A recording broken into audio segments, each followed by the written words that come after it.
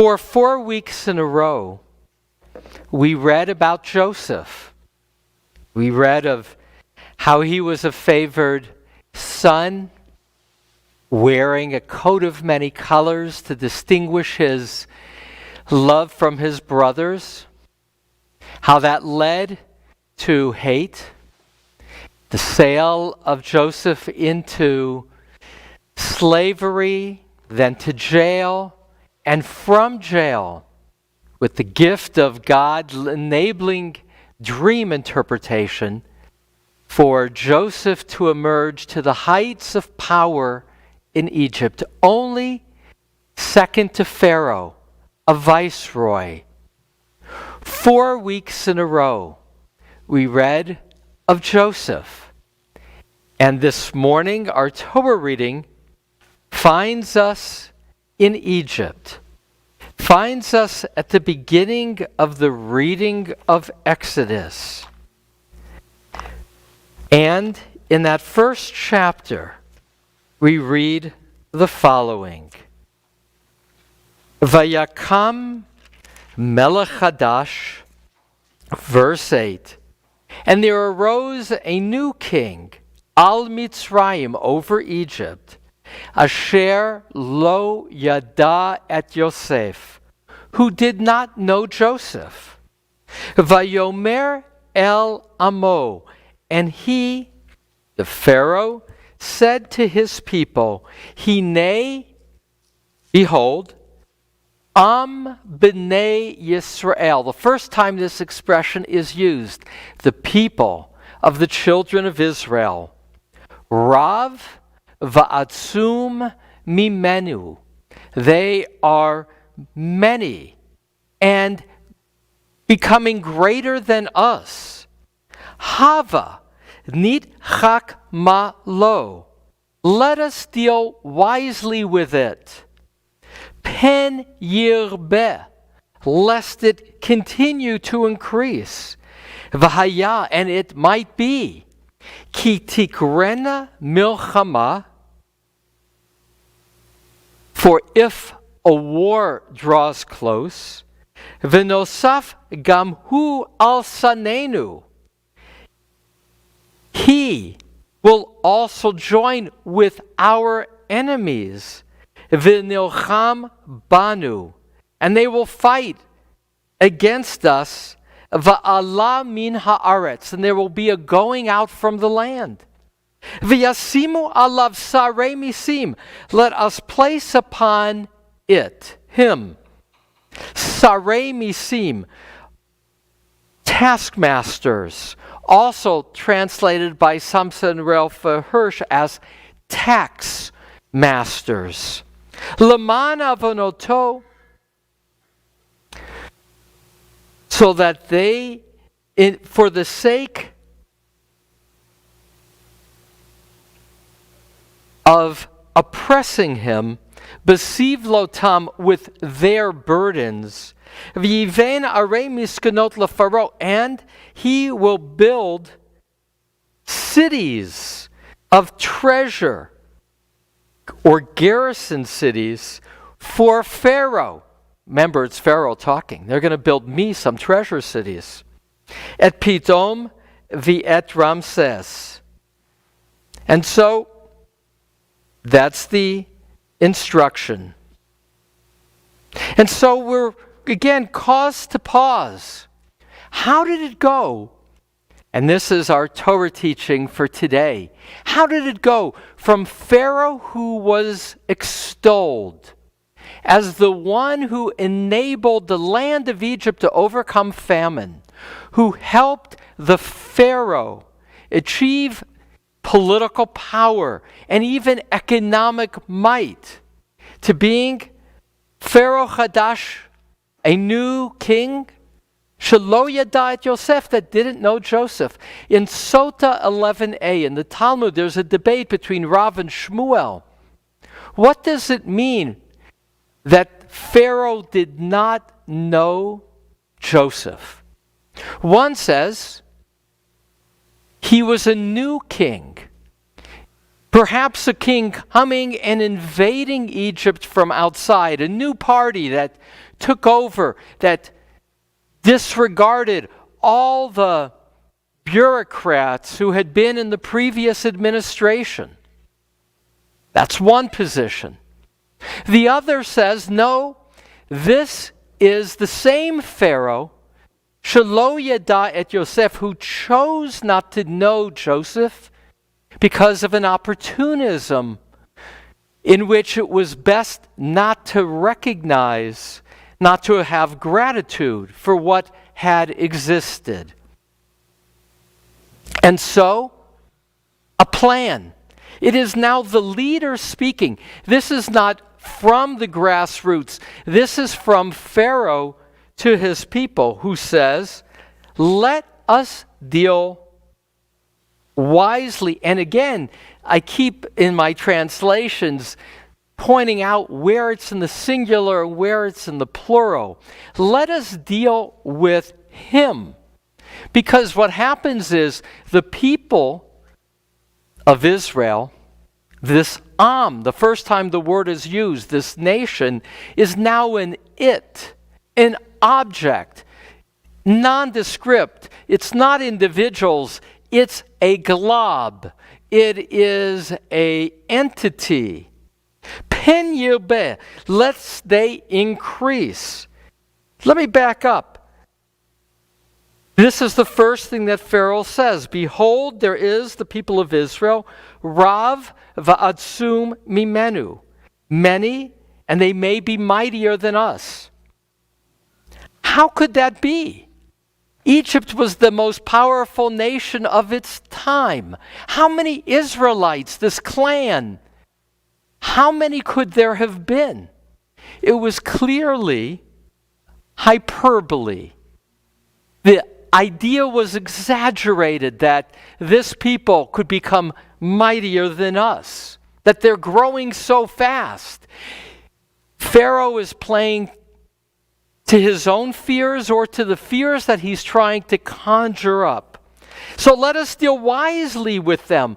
And it's pointed out that if there was something they had done wrong, it could have been pointed out, and then there would have been a context to have acted against them. But this is simply playing to fear.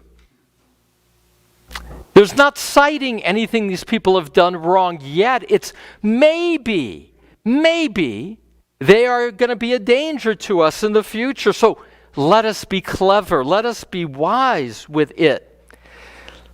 Lest they continue to increase.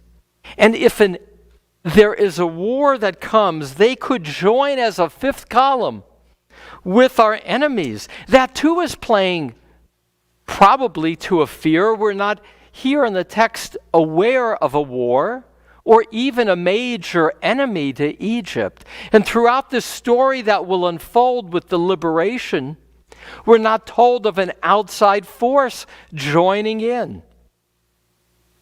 So they will and what will happen? Va'ala min haaretz, and they will go up from the land. And here there's ambiguity. Who's going to go up from the land? Well, one possibility is that they could leave. Well, why would that be a problem? If they leave, after all, they came from someplace else. Maybe they'll go back. Others say they could become so mighty that they would cause us to have to leave. They would supplant us. Either way, these people are a problem. And so we're going to put taskmasters, and I mentioned Samson Raphael Hirsch, because he's the first that I saw translate this as tax masters. In modern Hebrew, a mas is a tax. I can smile to think that taxes feel like a very bad task to have to engage in. Samson Raphael Hirsch was a rabbi in Frankfurt, Germany in the 19th century. Some say he's the father of modern orthodoxy, living in an open society in Germany in 19th century, Frankfurt, saying to the people, we can be part of the larger society, but we maintain our own identity. And so he will comment as follows. Whenever a despot sought to oppress his subjects, he would throw at their mercy another people whom they could oppress in turn, so that they would not turn against him, the ruler. Many anti-Jewish laws have owed their origins to such a policy. The author of these, the very first anti-Jewish laws, may well have been motivated by similar considerations. He sought to compensate the downtrodden Egyptian people for his despotic rule by creating for their benefit a pariah caste upon whom which all their castes could look down upon with contempt. This, he hoped, would give his oppressed subjects new self-assurance so that they would imagine themselves to be more free than the caste that they had been taught to despise. Incidentally, the fact that Pharaoh could not tax the Jews with anything more serious than their fast rate of reproduction and had to cite reasons of national interest to justify the harsh measures he intended to enact is cogent proof of the social and moral probity of the Jews. On Shabbat, traditionally, one, for one's own interest, is not supposed to talk about money. It's a day in which you're supposed to separate yourself from commerce. On Shabbat, and there are dramatic Hasidic stories in particular, you're not supposed to deal with personal strife.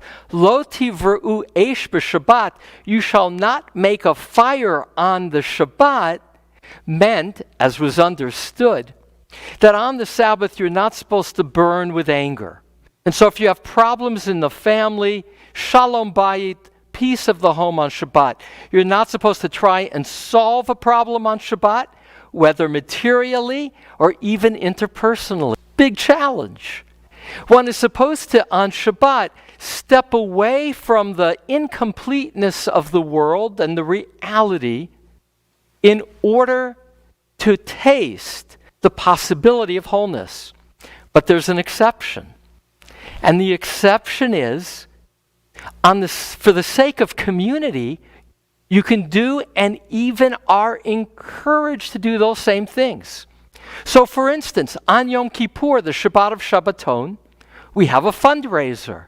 We say to the community, this is your opportunity to support with your money the needs of community. On Shabbat, you're allowed to do that because it's not for your interest, it's for the community's. On Shabbat, we read stories. And we're reminded in the biblical stories of Joseph this morning, in the story of the beginnings of slavery and Joseph being forgotten, that stories are important to us. We have in our minds stories as maps as to how to see the world around us. For ultimately, stories are tales with values that are the lenses with which we see the world.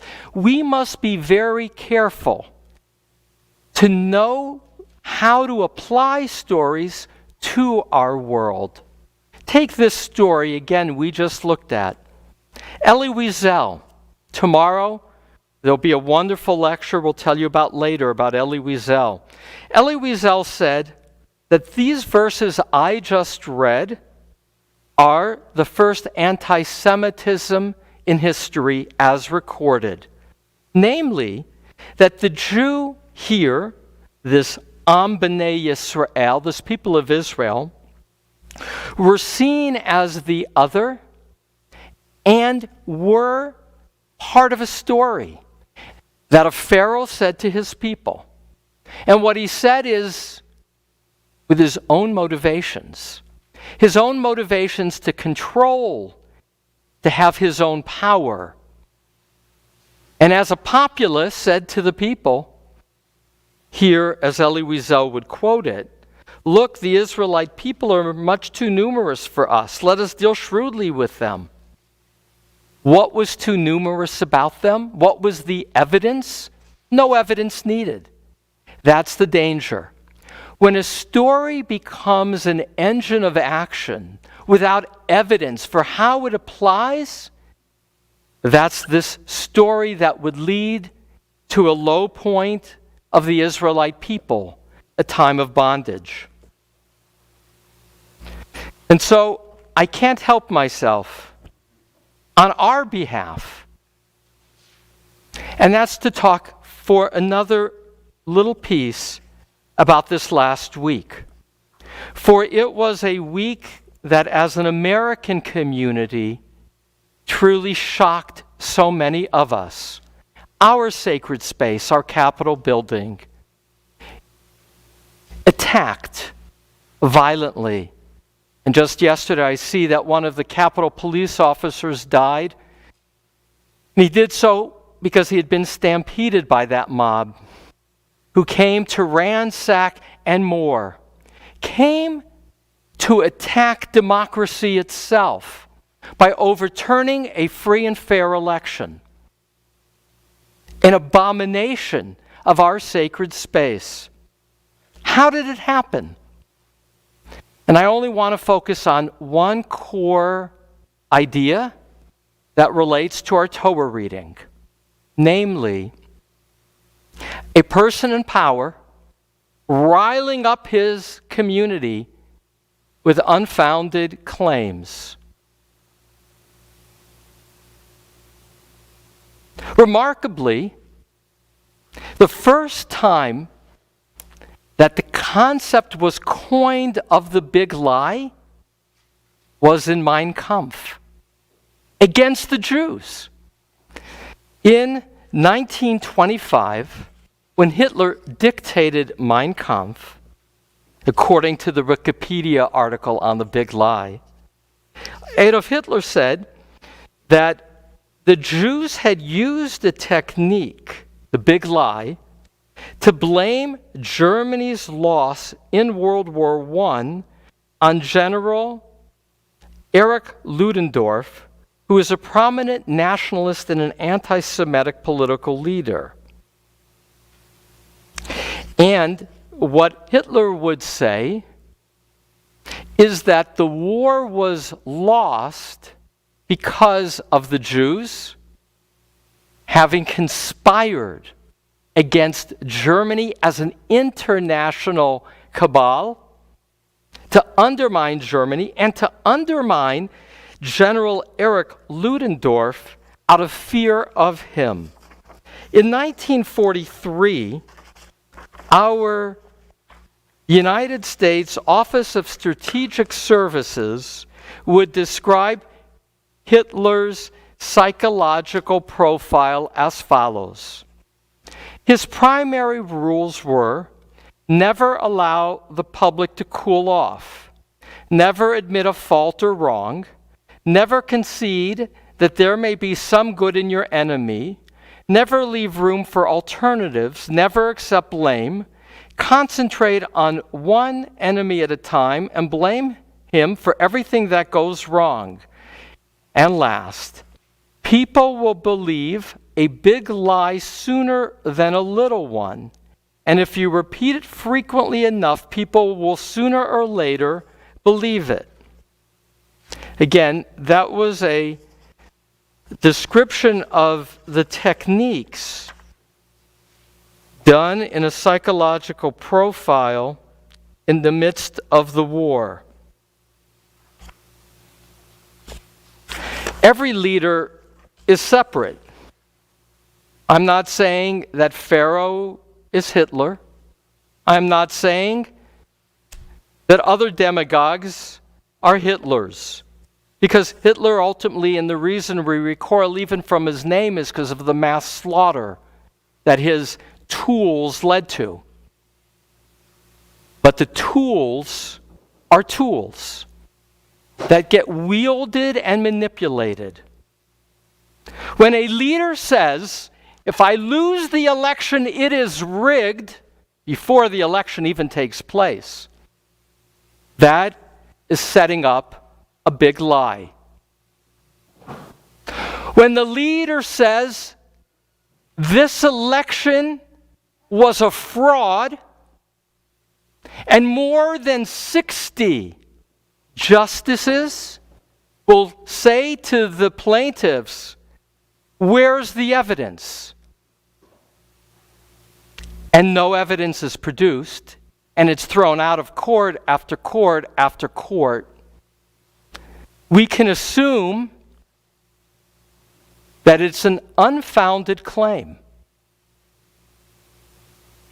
I know what I'm saying touches on politics. It does. But that's not my key focus. And it is.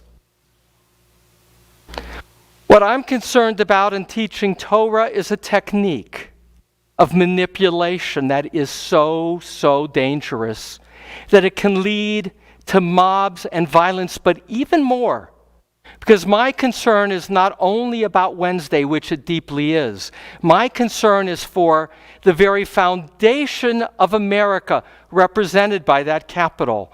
The belief that our elections are to be honored. That is essential for the peaceful transition of power. That's essential for the trust that our leaders, all those who voted in Congress in terms of the Electoral College, that they are our legitimate representatives. For once we begin to believe that our elections are frauds without any evidence, our country, its foundation, will begin to break.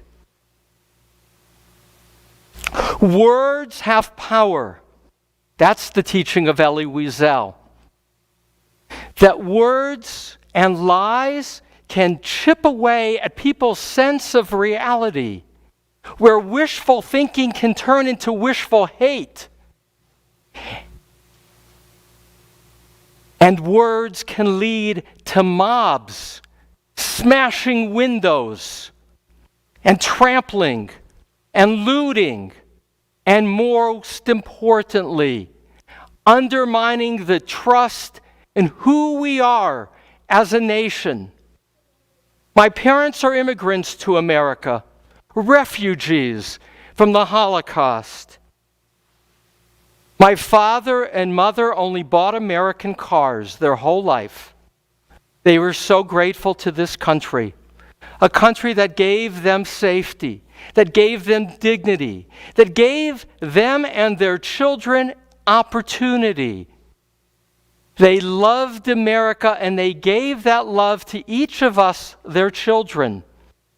For this is indeed a nation of law. When they became U.S. citizens, it wasn't swearing allegiance only. It was having to learn about our foundational documents in order to understand, how does the Bill of Rights work? What is the nature of the responsibility to vote? Who are the representatives that you vote for?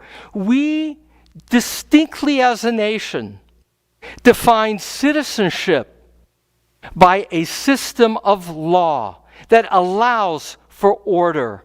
And when that system of law is attacked as fraudulently administered, when it is not. You see, even the judges who have been appointed in recent years had to dismiss the claim because there was no evidence of significance. When you cast 150 million plus 160 million votes, you'll find some mistakes that are made, but that there's a systematic act of fraud, unfounded, a big lie, and I feel it in my bones. Not only because of the horrible images, but for what is not seen, and that is America.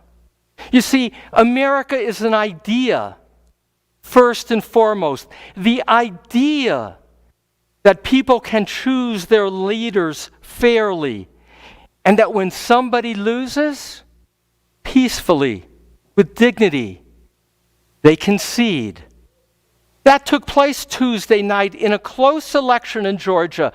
Both of the candidates who lost, to their credit, conceded that it was a fair election.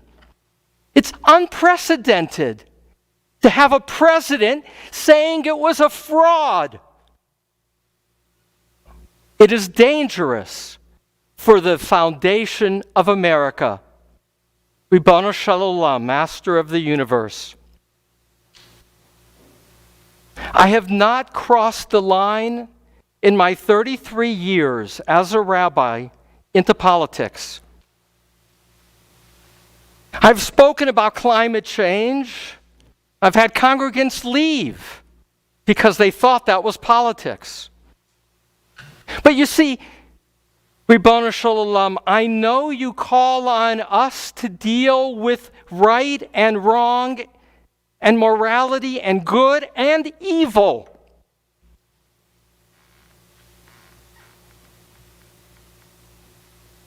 Our stories of our text call on us to have a lens to see the world. My beloved teacher, Elie, drew from this Torah reading this morning a cautionary tale. Beware of those who make accusations without foundation. Ribono Shel Olam, may our nation heal. May we move forward overlooking differences toward a common goal. But may we all know that what unites us as a nation is respect for law, our system, and the ability of somebody who loses to concede. May we honor those with the spirit of respect for what is divine, justice. Amen.